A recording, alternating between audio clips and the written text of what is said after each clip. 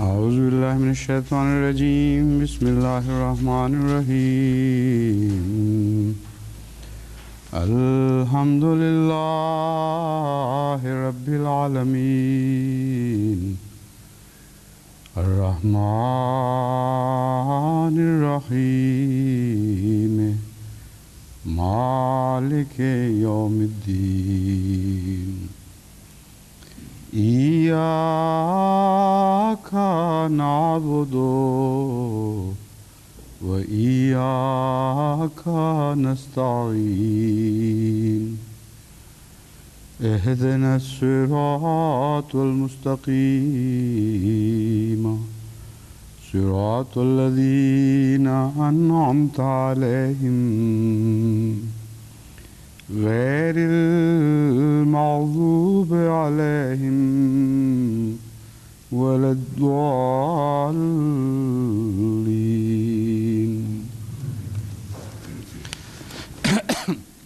Today, inshallah, we are going to conclude the first part of our visit to the world of Surah Fatiha. And آج انشاءاللہ ہم سورہ فاتحہ کی تفسیر کا پہلا حصہ مکمل کریں گے، اور ہم آج اس تحقیق کو بھی مکمل کریں گے یا اس کو یہاں بیان کریں گے جو ہم نے خدا تعالیٰ کی نسبت دریافت کیا ہے۔ جیسا کہ میں نے پہلے بتایا ہے، سورہ فاتحہ دو حصوں میں تقسیم کیا جا سکتا ہے۔ پہلا حصہ خالق کی تفصیل کے متعلق ہے، اور جو دوسرا حصہ ہے وہ مخلوق کی تفصیلات کے متعلق ہے۔ لیکن یہ دونوں کوئی معین طور پر تو علیحدہ نہیں ہیں، دونوں جو ہیں وہ ایک دوسرے کی بات کرتے ہیں، اور ان کے درمیان ایک جوڑ ہے۔ ان دونوں الفاظ کے درمیان گویا کہ ایک پل ہے، اور وہ پل ایاک نعبد و ایاک نستعین ہے۔ تو خلاصتاً میں یہ کہہ سکتا ہوں کہ بسم اللہ الرحمن الرحیم خدا تعالیٰ یعنی جو کہ خالق ہے کائنات کا، اس کا تعارف پیش کرتا ہے، اور اس کی دو خاص صفات کا بیان کرتا ہے، الرحمن اور الرحیم، جو کہ پیدائش کے فنامنا میں بہت اہم کردار ادا کرتی ہے۔ اور پھر ہم الحمدللہ رب العالمین کہتے ہیں، اور ہم اس بات کو تسلیم کرتے ہیں اور اس بات کا اقرار کرتے ہیں کہ تمام تعریفیں اس خالق ہی کے لیے ہیں جس نے پورے کائنات کو پیدا کیا، اور ان تمام اشیاء کو جن کا ہمیں علم ہے، یا جن کا ہمیں علم تھا، یا جن کا ہمیں آئندہ مستقبل میں علم ہوگا، رحمانیت اور رحیمیت کے ذریعے، یعنی مخلوقات کا جو خدا ہے اس میں رحمانیت اور رحیمیت کی صفات پائی جاتی ہیں، یعنی کہ وہ انتہائی مہربان ہے، اور وہ اپنی ان صفات کو بار بار ظاہر کرتا رہتا ہے۔ جب ایک دفعہ ظاہر کرتا ہے تو وہ اس کو مسلسل اپنے بندوں پر ظاہر کرتا رہتا ہے، اور یہ خدا تعالیٰ کی عنایات کو حاصل کرنے کا ایک منبع ہے۔ الحمدللہ رب العالمین، تمام تعریفیں اللہ ہی کے لیے ہیں جس ذات میں رحمانیت اور رحیمیت کی دونوں صفات جمع ہوئی ہیں، اور ان دونوں صفات کے ذریعے وہ ہمارے لیے گویا کہ ایک رب ہے، برقرار رکھنے والا ہے، ایک خالق ہے جو چھوٹے چھوٹے ذرات کو اٹھا کر ان سے ایک بہترین انسان بناتا ہے، جو عدم سے پیدا کرتا ہے، اور تمام اشیاء کو ایک اشارے سے ہی بڑھاتی چلی جاتی ہے اور ترقیاں عطا کرتی چلی جاتی ہے۔ اور آگے چلتی چلی جاتی ہے، اور وہ ایک نچلی سطح سے لے کے اوپر کی سطح تک پہنچتی ہے۔ وہ کسی بھی لحاظ سے ساکن نہیں ہے۔ جب وہ کسی چیز کو اپنے ہاتھ میں لے لیتی ہے تو وہ مسلسل اس کو بڑھاتی چلی جاتی ہے، اور وہ حجم میں بھی بڑھتی چلی جاتی ہے۔ ضروری نہیں ہے کہ مادی حجم ہو، بلکہ صفات کے مجموعے کے لحاظ سے حجم مراد ہے۔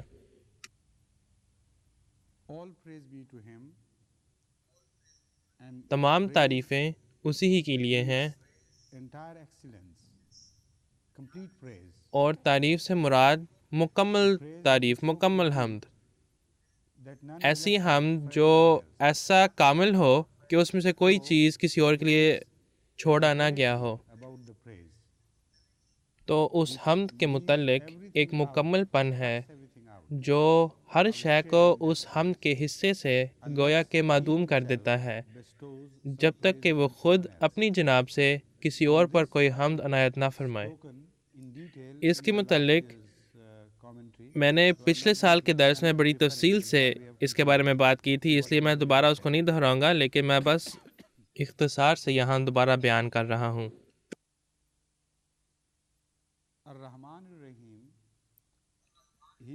الرحمن الرحیم وہ صرف مادی دنیا کا خالق ہی نہیں ہے جس میں انسان کی تکمیل ہوئی، بلکہ وہ روحانی یا مذہبی دنیا کو پیدا کرنے والے کا ذمہ دار بھی ہے۔ الرحمن یعنی قرآن کریم کا رحمان، جس نے قرآن کریم کو بنایا، اور الرحیم یعنی کہ شریعت کو بنانے والا، جس نے قوانین بنائے۔ ان دونوں میں مہربانی کی صفت پائی جاتی ہے۔ جو دنیا مادی ہے اور جو دنیا روحانی یا مذہبی ہے، ان دونوں کا خالق ایک ہی ہے۔ تو کسی ایک خالق کا جو پیداوار ہے، ان میں وہی صفات پائی جانا ضروری ہیں، ان میں کوئی علیحدگی نہیں ہو سکتی، یا کسی بھی قسم کا کوئی تضاد نہیں ہو سکتا اس کی مادی دنیا میں اور اس کی روحانی یا مذہبی دنیا میں جو اس نے خود پیدا کیا ہے۔ تو ان دونوں میں مطابقت پائی جاتی ہے، یعنی الرحمن اور الرحیم جو کہ مادی دنیا کا خالق ہے، اور الرحمن الرحیم جس کا ذکر دوبارہ سورہ فاتحہ میں کیا گیا ہے، جو کہ روحانی یا مذہبی دنیا کا خالق بھی ہے۔ تو دونوں میں ایک مطابقت کا پایا جانا ضروری ہے، اور الرحمن اور الرحیم اس بات کو قائم کرتی ہے، اس مطابقت کو قائم کرتی ہے۔ مذہب کی دنیا میں مہربانی کی صفت پائی جاتی ہے۔ کوئی بھی مذہب جس میں یہ صفات نہ پائی جاتی ہوں وہ خدا تعالیٰ کی طرف سے نہیں ہو سکتا، کیونکہ ہم جس خدا تعالیٰ کو جانتے ہیں اس میں رحمانیت اور رحیمیت کی صفت پائی جاتی ہے۔ تو وہ ایک ایسا مذہب ہمارے لیے کیسے لا سکتا ہے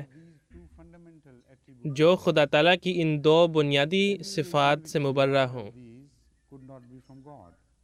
کوئی بھی مذہب جو ان صفات سے مبرہ ہو وہ خدا تعالیٰ کی طرف سے نہیں ہو سکتا۔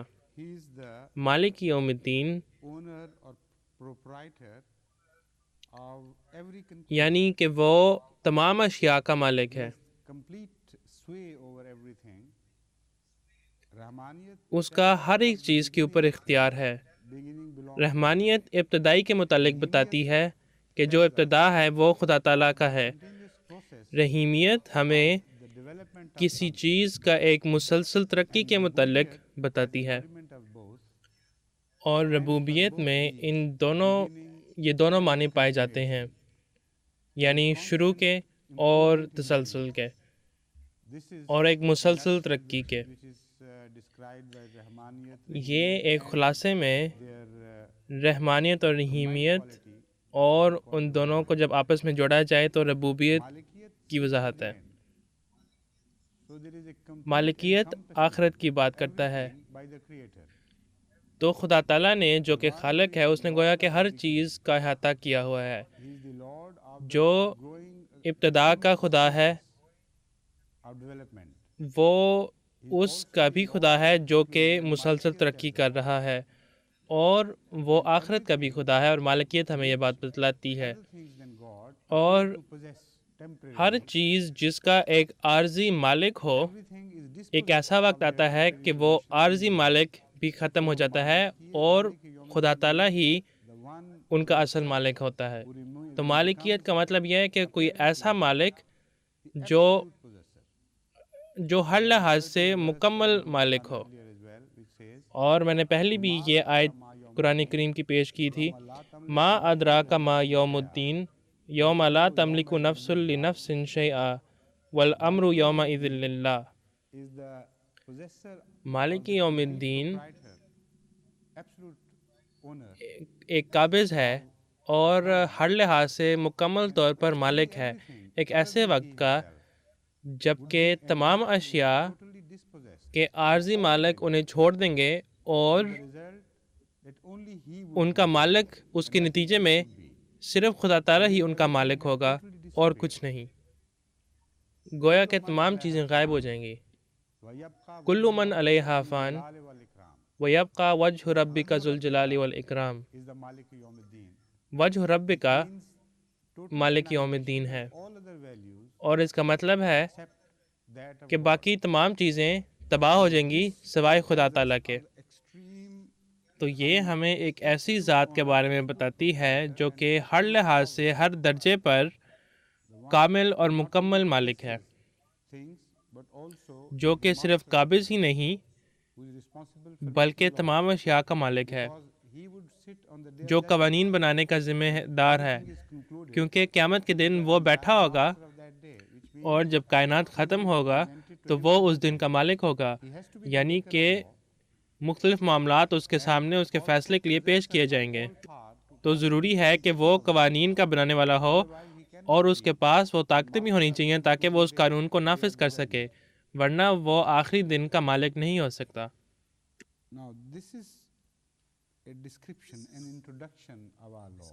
اب یہ ایک ایسی وضاحت ہے یا ایک ایسا تعارف ہے ہمارے خدا تعالیٰ کے بارے میں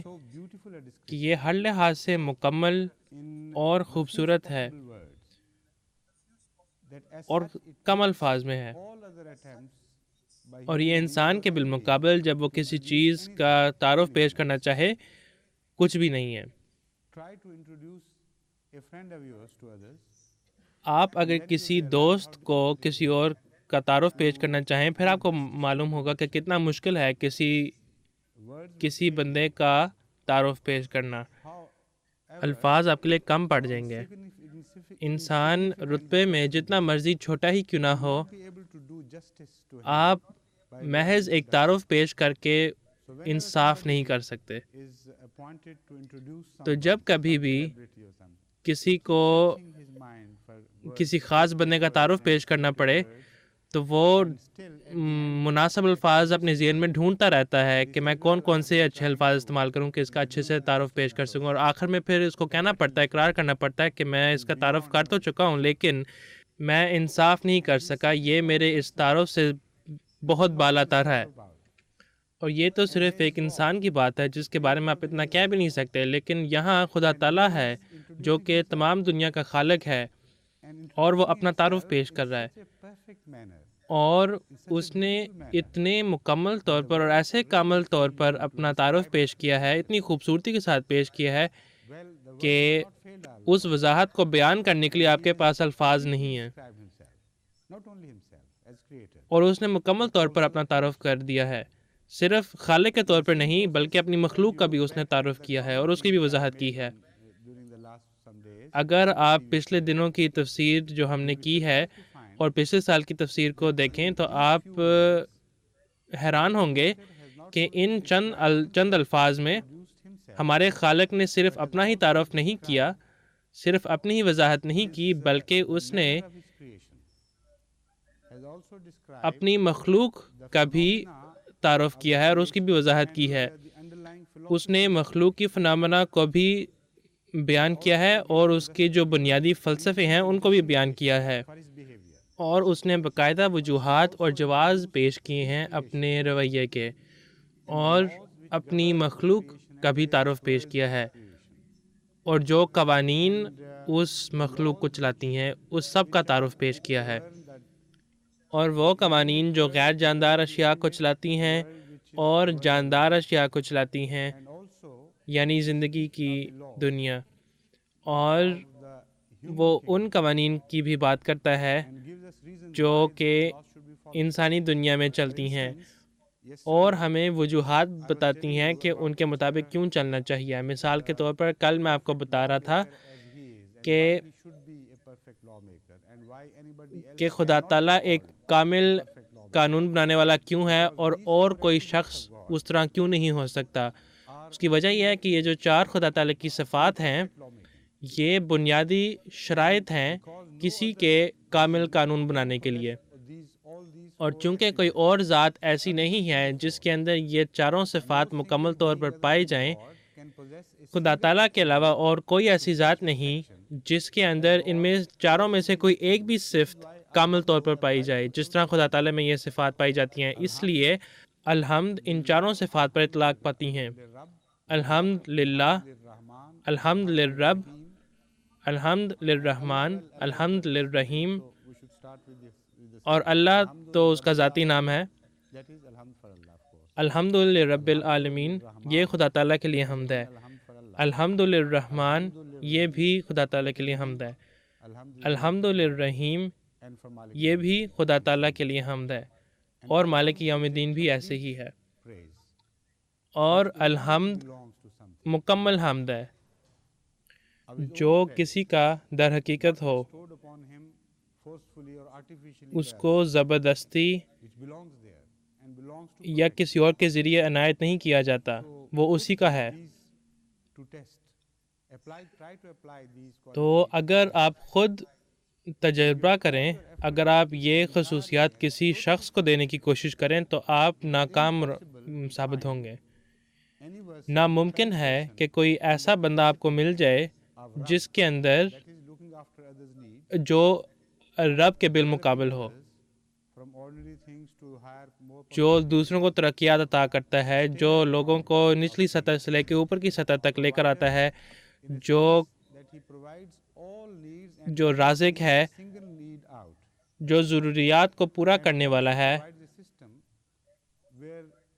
اور ایک ایسا نظام مہیا کرتا ہے جہاں پر ضروریات کو پورا کرنے کی کمی نہیں پڑتی، اور تاکہ جو اصل مقصد ہے وہ حاصل کیا جا سکے۔ مثال کے طور پر میں نے کئی دفعہ پہلے بھی اس کا ذکر کیا ہے کہ کھانا ایک بھوکے انسان کے لیے ضروری ہے، لیکن ہر قسم کا کھانا ضروری نہیں ہے۔ کھانا کسی ایسے انسان کے لیے ضروری ہے جو کہ جسے بھوک ہو، لیکن ہر قسم کا کھانا نہیں۔ کوئی خاص قسم کا کھانا ہونا چاہیے کسی خاص بندے کے لیے جسے بھوک لگی ہو، اور ایک خاص مقدار بھی ضروری ہے۔ اگر اس سے کم ہو جائے تو وہ مکمل طور پر سیراب نہیں ہوگا۔ اگر آپ اسے ضرورت سے زیادہ کھانا دے دیں تو اس کے لیے گویا کہ زیادتی ہو جاتی ہے، یعنی اس بندے کے لیے جس کو آپ نے کھانا کھلانا ہے۔ تو یہ تمام ضروریات اور بھی کئی باتیں جن کا ذکر میں کر چکا ہوں، اور بعض جن کا ذکر نہیں بھی کیا، یہ ایک کامل رب کا تصور پیش کرتی ہیں جو کہ حمد کا ہر لحاظ سے مستحق ہے۔ تو کون یہ دعویٰ کر سکتا ہے؟ دنیا میں کوئی بھی ایسا انسان نہیں ہے، جتنا مرضی وہ متکبر انسان ہو، وہ یہ دعویٰ نہیں کر سکتا کہ وہ اس لحاظ سے رب ہے، کہ وہ اور اس بات کا دعویٰ کہ وہ حمد کا مستحق ہے، وہ انسان ہے یا وہ ذات ہے جو تمام اشیاء کی دیکھ بھال کرتا ہے اور ذمہ دار ہے کسی چیز کو ترقی دینے کے لیے اور اسے تکمیل تک پہنچانے کے لیے۔ یہ خوبیاں کسی بھی انسان میں نہیں پائی جاتی سوائے خدا تعالیٰ کی ذات میں۔ تو خدا تعالیٰ کا ایک تعارف اتنا کامل طور پر بنایا گیا ہے کہ انسان حیران ہوتا ہے کہ یہ کیسے ہے، کہ یہ ممکن کیسے ہے۔ اور اسی اثناء میں جیسا کہ میں نے پہلے عرض کیا ہے کہ مخلوق کا پورا فنامنا بھی اس کا ذکر کیا گیا ہے، اور تمام سائنسز کا بھی ذکر کیا گیا ہے جو کہ آج کل دریافت ہو رہی ہیں اور جو آئندہ مستقبل میں دریافت ہوں گے، ان کا بھی ذکر ان آیات میں کیا گیا ہے۔ بظاہر یہ ایک بہت بڑا دعویٰ ہے،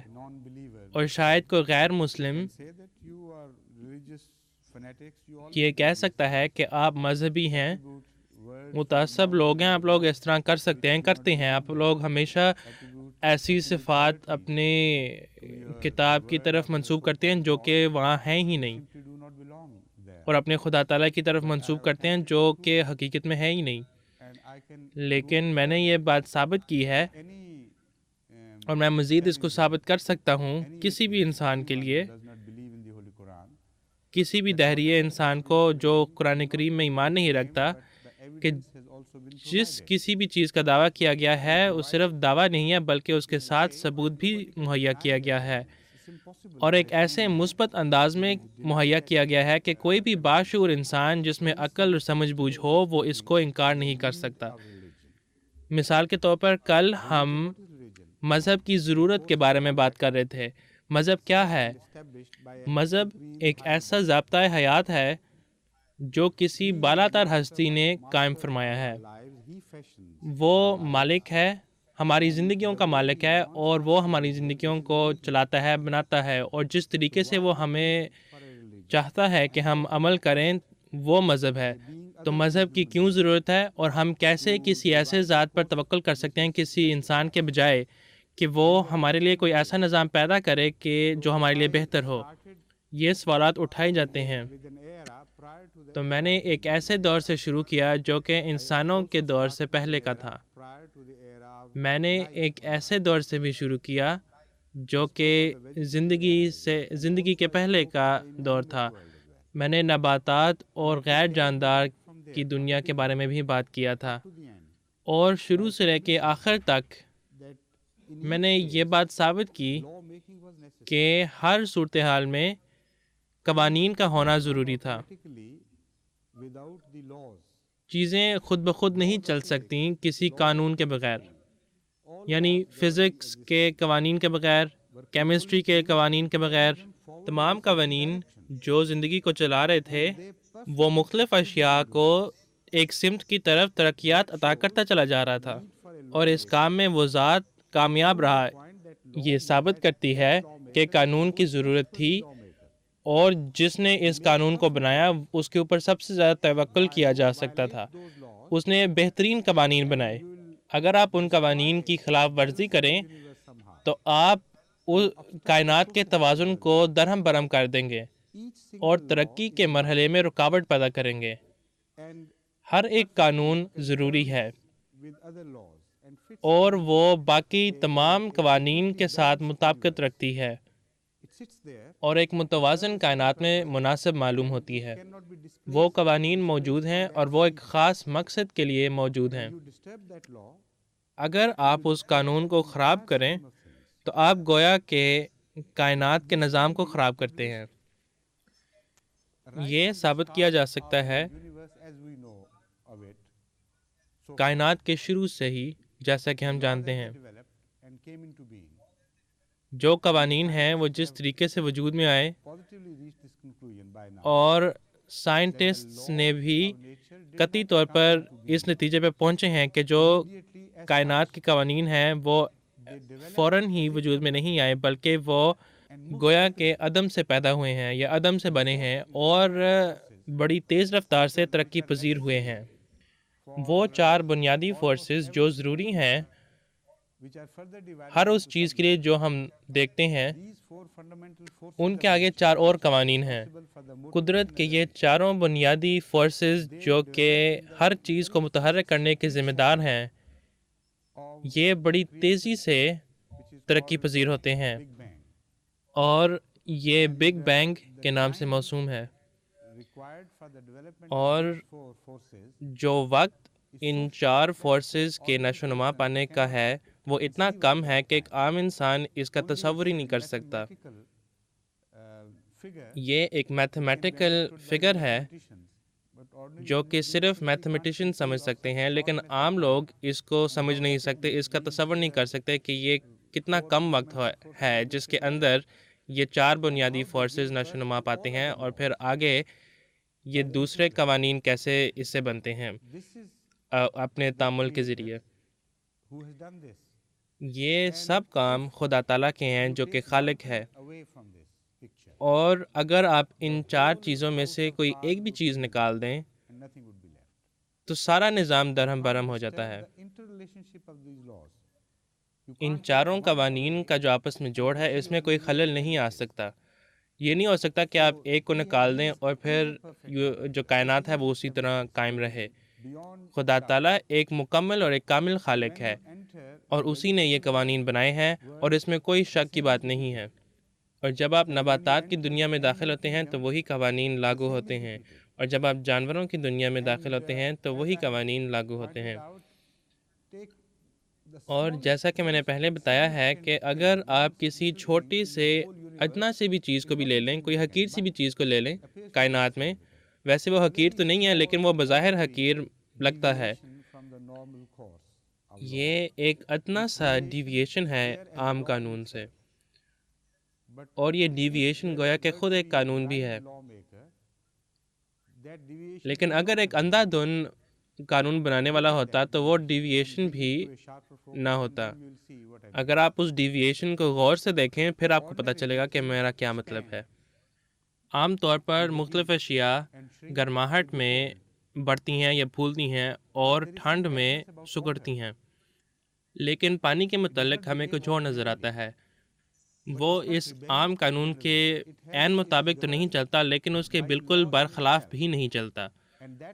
اس کا ایک اپنا قانون ہے، اور وہ قانون ایک استثنائی قانون ہے جو کہ صرف پانی پر لاگو ہوتا ہے. عمومی طور پر پانی اس قانون کے مطابق چلتا ہے کہ وہ گرماہٹ سے پھولتا ہے یا پھیلتا ہے، لیکن وہ اس قانون کے عین مطابق نہیں چلتا کہ وہ ٹھنڈ میں سکڑ جائے.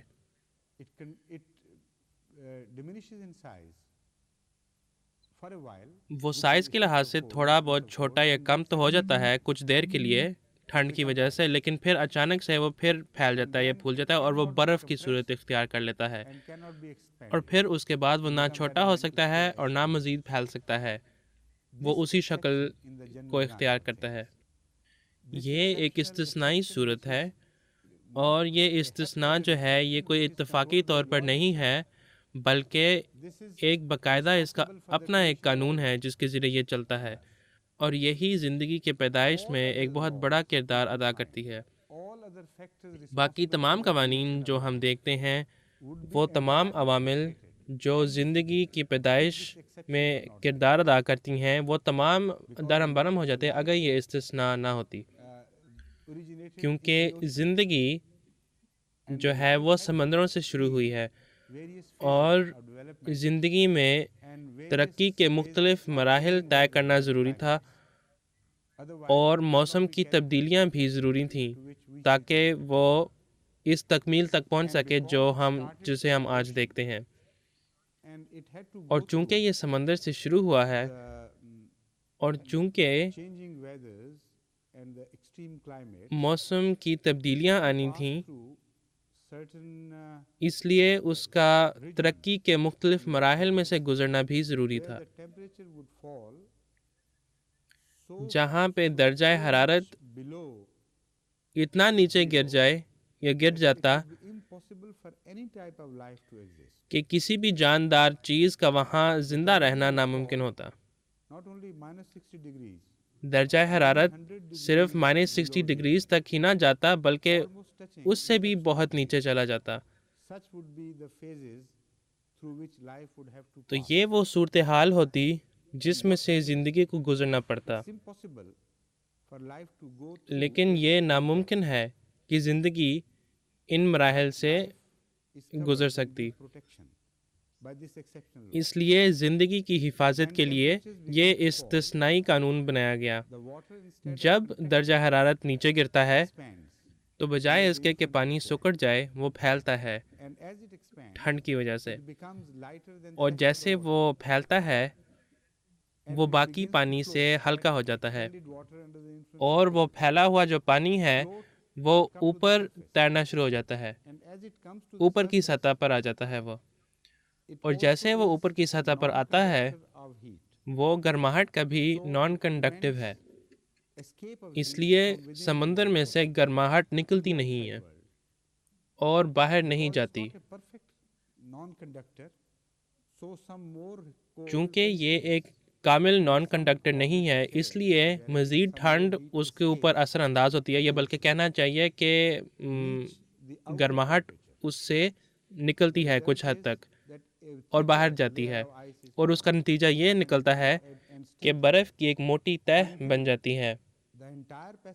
جب تک کہ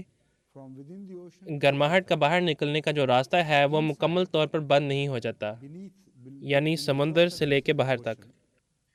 سمندر کے نیچے یعنی نچلی سطح پر جو درجہ حرارت ہے وہ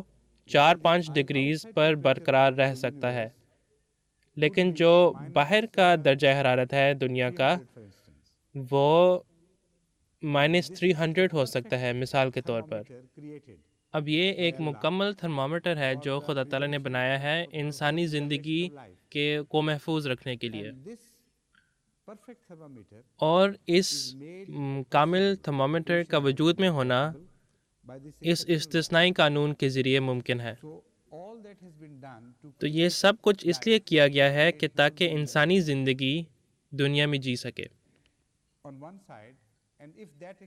اور اگر یہ استثنائی صورت نہ ہوتی تو اس دنیا میں جو کچھ اچھا ہوا تھا وہ سب کچھ تباہ ہو جاتا۔ تو یہ قانون کا بنانے والا ہے، جیسا کہ ہم دیکھتے ہیں قدرت میں، یہ کوئی عیب نہیں ہے، کوئی ایک بھی ایسی کمزوری نہیں ہے جس کی طرف آپ اشارہ کر کے کہہ سکیں کہ دیکھو یہاں پہ کوئی عیب ہے۔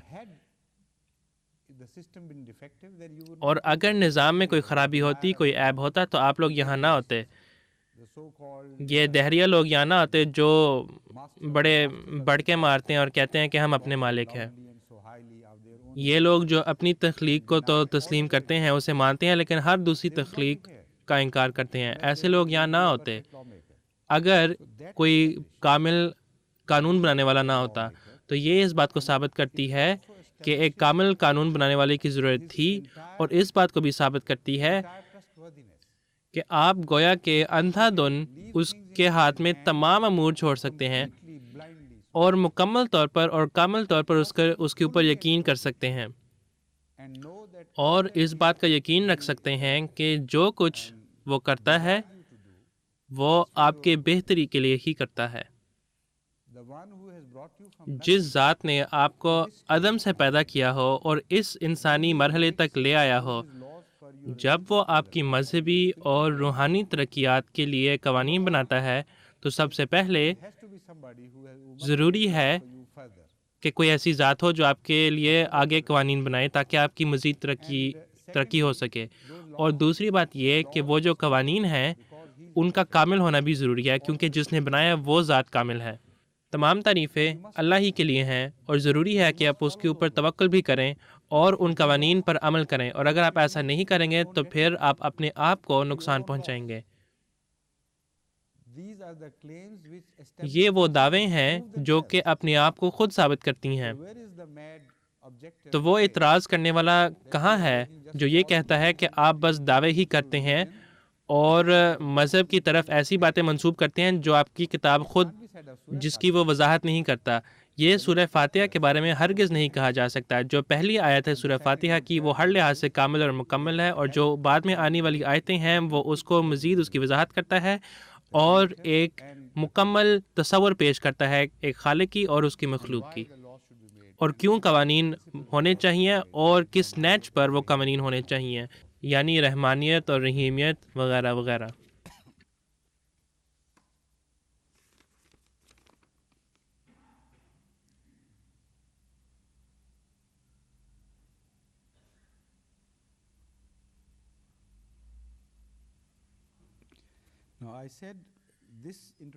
اب میں نے کہا تھا کہ یہ جو تعارف ہے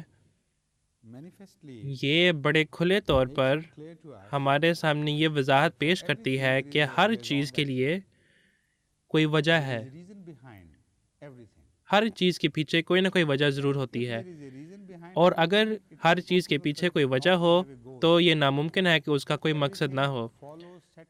ہر چیز ایک خاص مقصد کے پیچھے چلتی ہے اور اپنے منزل مقصود تک پہنچتی ہے،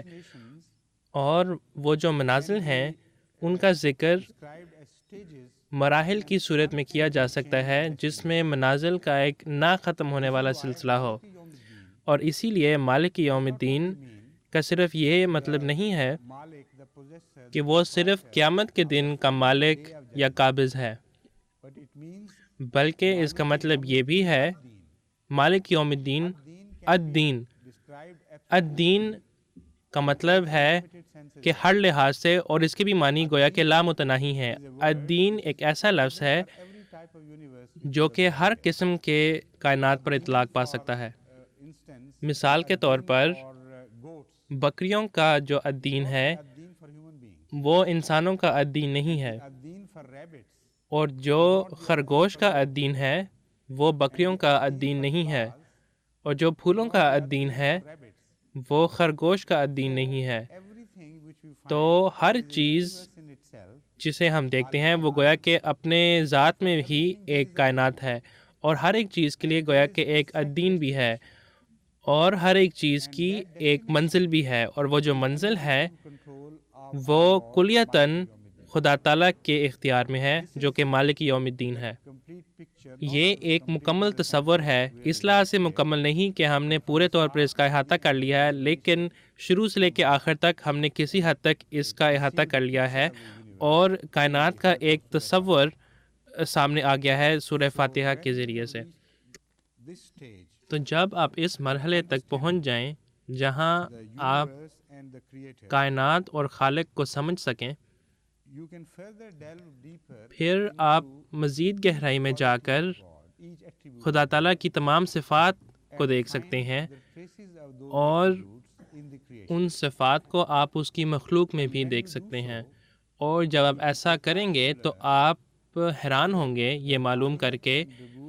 کہ رحمانیت اور ربوبیت اور رحیمیت اور مالکیت یہ ہر چیز میں نظر آتے ہیں۔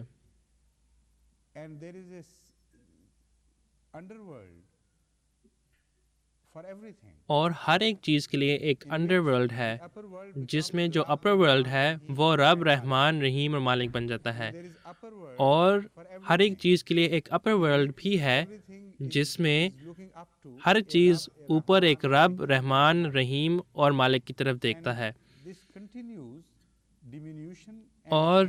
یہ ربوبیت اور رحمانیت کی جو وسعت ہے یہ بڑھتی چلی جاتی ہے۔ فرق صرف یہ ہے کہ جو کامل رب اور رحمان ہے، جو تمام اشیاء کا خالق ہے، آپ کسی بھی سمت میں چلے جائیں آپ بالآخر خدا تعالیٰ ہی کی طرف جائیں گے جو کہ خالق ہے اور ان تمام صفات کا مالک ہے۔ باقی تمام اشیاء میں آپ دیکھیں گے یہ صفات ہیں، لیکن اس طرح مکمل طور پر نہیں، یہ صفات ان کو عطا کی جاتی ہیں، اور ایسا ہی ہونا ضروری تھا کیونکہ ایک نقش و نگار کرنے والا اپنا نشان اس کام کے اوپر چھوڑ دیتا ہے جو وہ کرتا ہے۔ جس کسی نے ٹیلی ویژن بنایا ہوگا وہ اپنا نشان اس ٹیلی ویژن کے اوپر چھوڑ دیتا ہے، جس کسی نے ٹیلی فون بنایا ہوگا وہ ٹیلی فون پر اپنا نشان چھوڑ دیتا ہے، جس نے کوئی کرسی بنائی ہوگی وہ اس کرسی کے اوپر اپنا نشان چھوڑ دیتا ہے۔ نشان سے مراد کوئی ایسا نشان جو اسے دوسروں سے ممتاز کرے۔ تو یہ کیسے ہو سکتا ہے کہ خدا تعالیٰ نے اپنی مخلوق کے اوپر کوئی نشان نہ چھوڑا ہو؟ ضروری ہے کہ مخلوق جو ہے وہ خدا تعالیٰ کی صفات کی عکاسی کرتی ہو، اور یہ ایک ایسی بات ہے جو ہم سب کو ہمیشہ یاد رکھنی چاہیے قبل اس کے کہ ہم اس پل کی طرف آئیں جس کا میں نے پہلے ذکر کیا تھا۔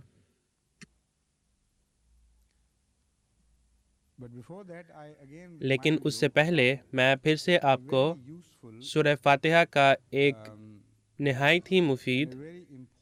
اور ایک بہت اہم ایپلیکیشن کے بارے میں بتانا چاہتا ہوں جو کہ ہمارے زندگی کے مسئلے مسائل کے ضمن میں ہے۔ اگر آپ ارتقاء کے بنیادی فلسفے کو سمجھیں تو پھر آپ کے لیے بہت آسان ہو جاتا ہے کہ آپ زندگی کے مسئلے مسائل کو حل کر سکیں جہاں پہ بھی آپ کو ان کا سامنا ہو۔ آپ اگر خالق اور مخلوق کو سورہ فاتحہ کی ان آیات کے روشنی میں سمجھ جائیں تو آپ کبھی بھی کسی مسئلے میں ہار نہیں کھائیں گے۔ تمام فلسفوں کا جواب سورہ فاتحہ سے دیا جا سکتا ہے، وہ چاہے سوڈو فلسفہ ہو یا کوئی حقیقی فلسفہ ہو۔ جب آپ حقیقی فلسفوں کو سورہ فاتحہ کی روشنی میں دیکھتے ہیں تو آپ انہیں اچھی طرح سے سمجھ جاتے ہیں، لیکن جو سوڈو فلسفے ہیں جو کہ غلط ہیں، وہ فلسفے نہیں ہیں، وہ من گھڑت ہیں، لوگوں نے ان کو بنایا ہوا ہے تاکہ دوسرے لوگوں کو دھوکہ دیا جا سکے۔ یہ ایسے فلسفے ہیں، اور سورہ فاتحہ آپ کی مدد کرے گا ان فلسفوں کو سمجھنے میں اور ان کو شکست دینے میں اور ان کے عیوب کو ظاہر کرنے میں اور ان کا انکار کیوں کرنا چاہیے۔ اور اسی طرح مذاہب جو ہیں انہیں سورہ فاتحہ کے ذریعے پہچانا جا سکتا ہے۔ جھوٹے مذاہب اور سچے مذاہب کا امتیاز کیا جا سکتا ہے، اور اس بات کو بھی ظاہر کیا جا سکتا ہے کہ وہ کیوں غلط ہیں اور ان کے بارے میں کیا کیا غلط ہے۔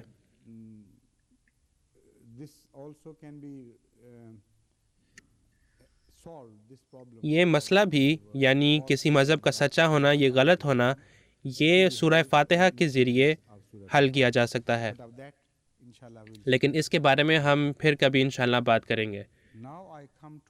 اب میں ایاک نعبد و ایاک نستعین کی طرف آتا ہوں۔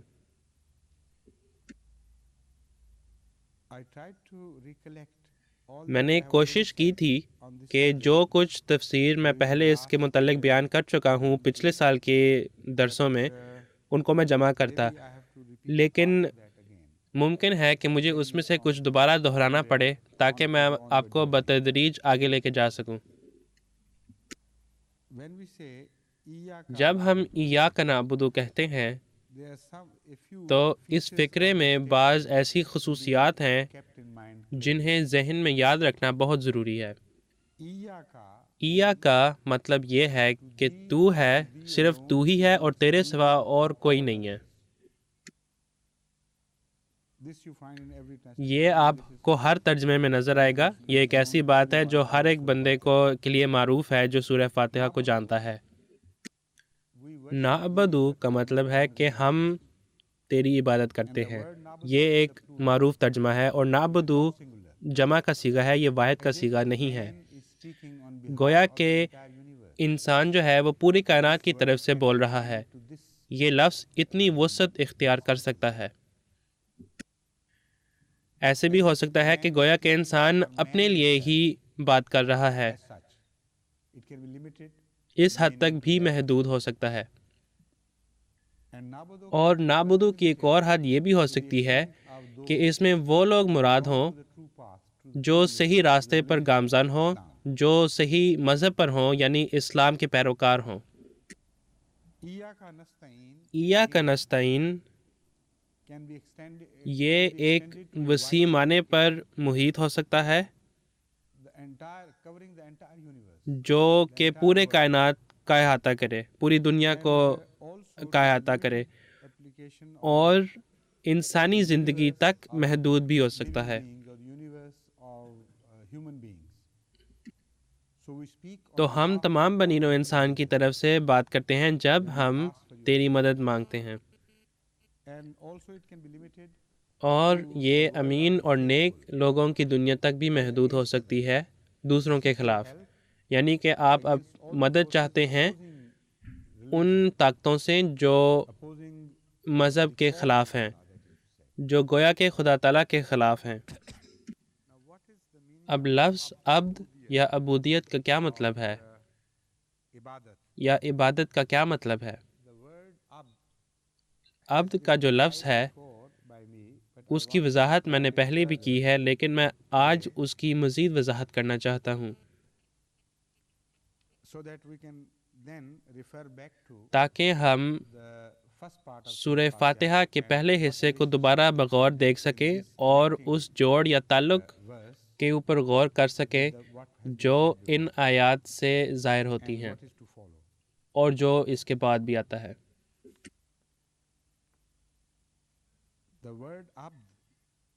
عبد کا جو لفظ ہے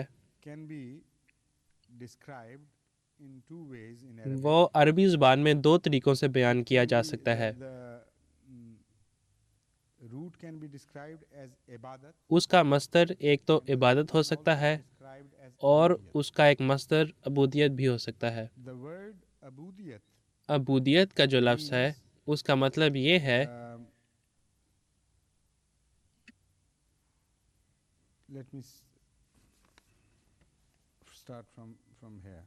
میں ادھر سے شروع کرتا ہوں۔ عبودیت کا مطلب عجز و انکساری ہے اور عبادت کا مطلب انتہائی عجز و انکساری ہے۔ اگرچہ عبودیت کا لفظ معنوں میں محدود ہے لیکن وہ ایپلیکیشن میں وسیع ہے۔ عجز و انکساری جب خدا تعالیٰ کے ضمن میں آتا ہے تو یہ ایک ایسی خصوصیت ہے جو ہر مخلوق میں پائی جاتی ہے، ہر شے میں یہ پائی جاتی ہے، لیکن عبادت جو ہے وہ ہر چیز کی خصوصیت نہیں ہے۔ یہاں اس کے لیے شعور ہونا ضروری ہے اور یہی وجہ ہے کہ عبودیت جو ہے وہ ایک لازمی فنومنا ہے اور عبادت جو ہے وہ رضاکارانہ فنومنا ہے۔ عبودیت کا مطلب یہ ہے کہ خدا تعالیٰ کا کلیتاً فرما بردار ہونا اور اپنے آپ کو خشوع و خضوع سے اس کے سامنے پیش کرنا، لیکن رضاکارانہ طور پر نہیں۔ ہر چیز جسے خدائی طاقت کے ذریعے کسی راستے پر چلایا گیا ہو وہ اس راستے پر ترقی کرتا چلا جاتا ہے، آگے بڑھتا چلا جاتا ہے اور اس کی طاقت میں نہیں ہے کہ وہ اس راستے سے ہٹ جائے، تو اس لیے وہ عاجز ہے۔ وہ مکمل عاجزی ظاہر کرتا ہے اس ذات کے لیے جس نے اسے اس راستے پر گامزن کیا ہو۔ لیکن کیا وہ چیز عاجز رہے گی خدا تعالیٰ کے سامنے اگر اسے کوئی اختیار دیا جاتا؟ یہ اصل سوال ہے۔ اور ہم دیکھتے ہیں کہ یہ جو اختیار پہلی دفعہ کسی کو دیا گیا ہو یہ بنی نوع انسان کو دیا گیا ہے، اور جب آپ دیکھتے ہیں کہ یہ اختیار ان بنی نوع انسان کو دیا گیا ہے کہ وہ اپنے خدا کے عاجز رہیں یا نہ رہیں، تو ان میں سے اکثریت ایسے ہیں کہ وہ غلط راستے پر بھٹک جاتے ہیں اور وہ اس راستے کو اپناتے ہیں کہ وہ اپنے خدا کے عاجز نہ رہیں، اور یہ اس بات کو ظاہر کرتی ہے کہ ان کی عاجزی کامل نہیں تھی۔ ان کی عاجزی صرف اس لیے تھی کیونکہ جبراً تھا۔ جب اس جبر کو اٹھا دیا گیا تو پھر وہ عاجز نہیں رہے، اگرچہ ان کے اندر ایک جبری قسم کی عاجزی تھی جسے وہ مکمل طور پر ختم نہیں کر سکے۔ ان کی طاقتیں محدود تھیں۔ قدرت کے جو قوانین ہیں وہ ان کو چلاتی ہیں اور ان کو اجازت نہیں دیتی کہ وہ بعض حدود سے آگے بڑھ سکیں۔ تو عاجزی کی ان خصوصیات کے باوجود جو کہ لازمی ہیں، جب انہیں کوئی اختیار دیا جائے کہ وہ خدا تعالیٰ کے سامنے عاجزی اختیار کریں یا نہ کریں، تو اکثریت ان میں سے ایسے ہیں کہ وہ عاجزی اختیار نہیں کرتے۔ تو یہ اس بات کو ظاہر کرتی ہے کہ اگرچہ عبودیت کی جو خاصیت ہے وہ ایپلیکیشن کے لحاظ سے بڑا وسیع ہے، بلکہ نہایت ہی جامع ہے اور ہر چیز پر محیط ہے، لیکن وہ پھر بھی اتنا مضبوط نہیں ہے۔ مضبوط اس لحاظ سے کہ جب کوئی اختیار دیا جائے تو یہ چیزیں جو بظاہر خدا تعالیٰ کی عبودیت کرتے ہوئے نظر آتی ہیں وہ اصل راستے سے بھٹک چکے ہوتے ہیں اور اپنے لیے انہوں نے کوئی اور راستہ چن لیا ہوتا ہے۔ تو خدا تعالیٰ کی وہ مخلوقات جنہیں عباد کہا جاتا ہے، کیونکہ عباد عابد کا جمع ہے، وہ جو خدا تعالیٰ کی عبادت کرتا ہے، وہ بہت زیادہ عاجزی اختیار کرتا ہے، اور حقیقی طور پر زیادہ عاجز ہے، کیونکہ اسے ایک اختیار دیا گیا تھا کہ وہ عاجزی نہ اختیار کرے، لیکن اس کے باوجود اس نے پھر بھی عاجزی اختیار کرنا پسند فرمایا۔ تو اس لیے عبادت کے لفظ میں ایک انتہائی درجے کی عاجزی کا تصور پایا جاتا ہے جو کہ عبودیت میں نہیں پایا جاتا۔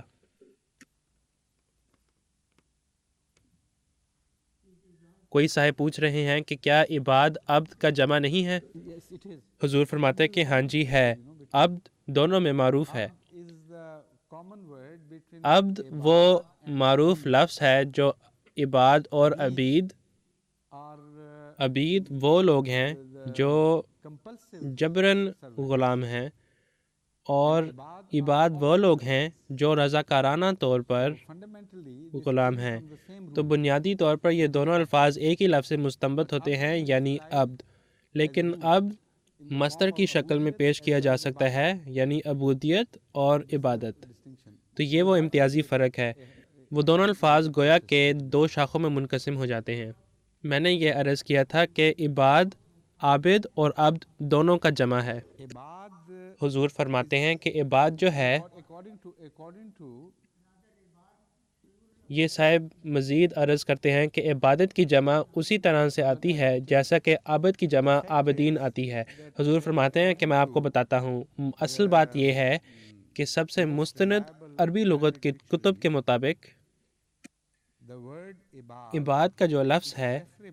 وہ ترجیحاً عابد کی جمع ہے عبادت کے لحاظ سے، اگرچہ یہ عبد کی بھی جمع ہو سکتی ہے، لیکن اس امتیازی فرق کے متعلق میں انشاءاللہ بعد میں بات کروں گا۔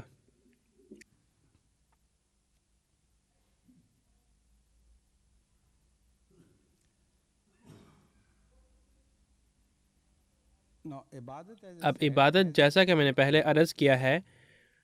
اس میں ایک والنٹری خاصیت پائی جاتی ہے۔ جو بنیادی لفظ ہے وہ وہی رہتا ہے۔ تو یہ جو خاصیت ہے،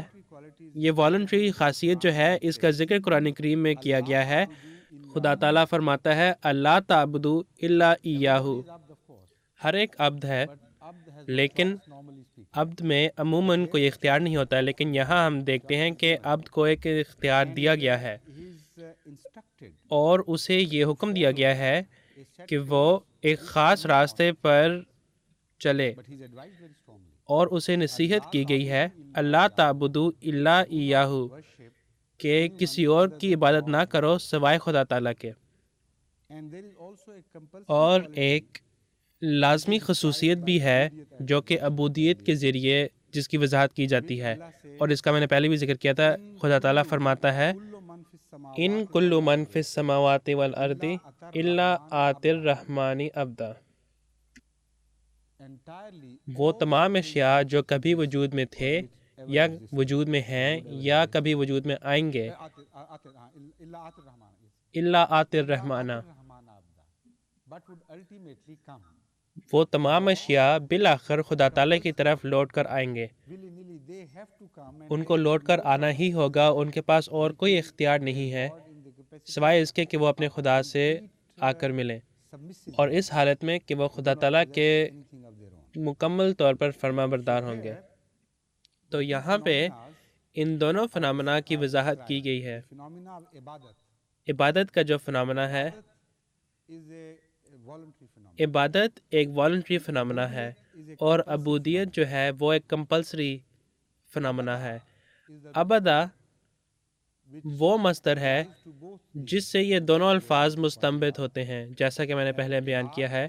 اور عباد عبد کی جمع بھی ہو سکتی ہے جیسا کہ یہ عابد کی بھی جمع ہے۔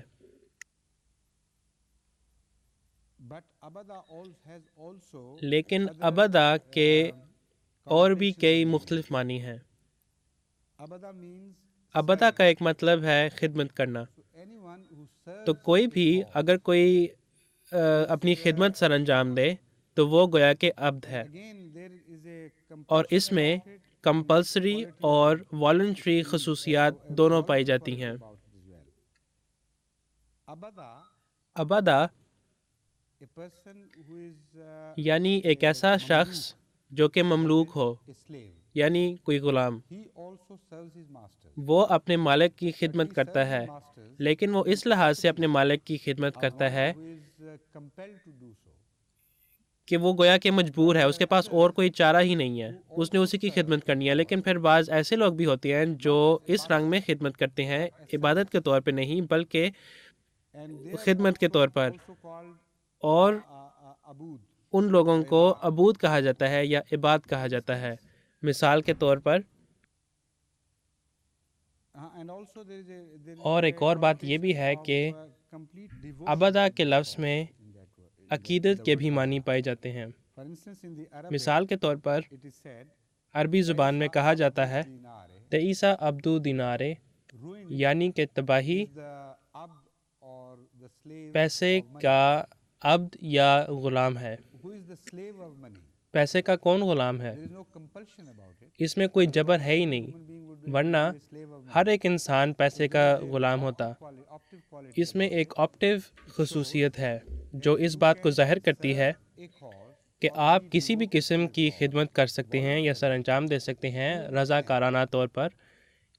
اس حد تک کہ گویا کہ آپ نے اس کی عبادت کرنی شروع کر دی ہے۔ تو جب آپ اپنے پیسے کے مالک ہوں یا اپنی ملکیت کے مالک ہوں، آپ عبدۃ دینار نہیں کہلائے جا سکتے، لیکن اگر آپ کی ملکیت یا آپ کا پیسہ جو ہے وہ آپ کا مالک بن جائے، پھر آپ عبد الدینار کہلائے جا سکتے ہیں، یا آپ کا جو عمل ہے وہ عبدۃ دینار کے ذریعے اس کی وضاحت کی جا سکتی ہے۔ یعنی کہ آپ پیسے کی طرف اتنے مائل ہو چکے کہ گویا کہ آپ نے اس کے اوپر جو ملکیت آپ کی تھی وہ آپ نے کھو دی ہو۔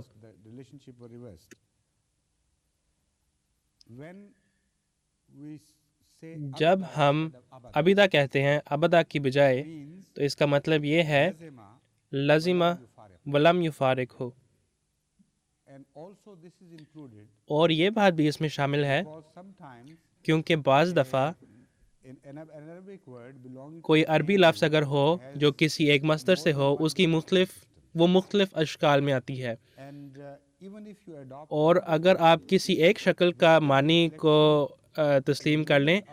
تو اسی لفظ کا ایک اور شکل میں وہی معنی پائے جا سکتے ہیں۔ مثال کے طور پر اللہ کو یہ کہنا چاہیے تھا کہ ایاک نعبد و ایاک نعبد، اگر عبدہ یا عبدو اس کا مصدر ہے، لیکن خدا تعالیٰ نے صرف یہی کہا ہے کہ ایاک نعبد،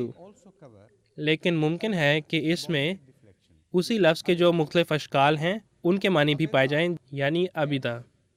عبدہ عبادت کے لفظ کے معنی کو مزید خوبصورتی دیتی ہے۔ عبدہ کا مطلب ہے لازمہ ولم یفارق ہو۔